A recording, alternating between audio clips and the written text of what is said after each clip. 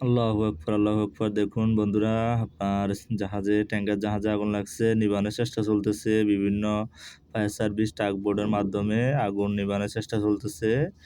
এটা হচ্ছে সরকারি জাহাজ, সরকারি তেলবাহী জাহাজ।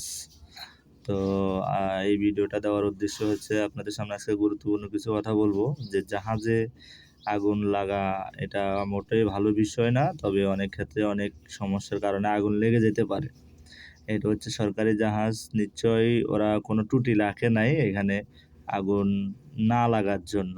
তারপরও আগুন লাগছে, যেহেতু এটা সমস্যা থাকতেই পারে। এটা পরে তদন্ত করলে হয়তো বা বাড়বে।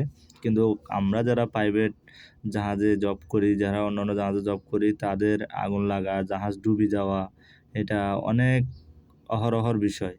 কিন্তু এটা নিয়ে সরকার বা সরকারি লোকজনের আমি কোনো তৎপরতা দেখতে পারতেছি না। এটা নিয়ে আমি যখন পরীক্ষা দেওয়ার জন্য বলছি, তখন আমরা নৌবাহিনীর এক কর্মকর্তাকে, ঊর্ধ্বতন এক কর্মকর্তাকে, ওনাকে আমরা জানাইছি যে জাহাজ চলে কিন্তু জাহাজের আগুন নিভানোর জন্য সব সরঞ্জাম থাকে না।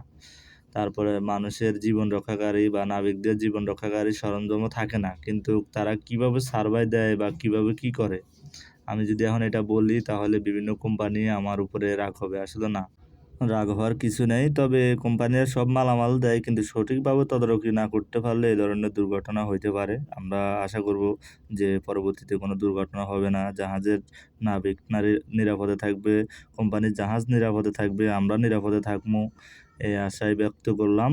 তো জাহাজে আগুন লাগা মাত্রই আপনারা নিবানোর চেষ্টা করবেন। আগুন নিবানোর সরঞ্জাম জায়গায় মতো রাখতে হবে, যাতে তাৎক্ষণিক আগুন লাগলে ব্যবহার করা যায়।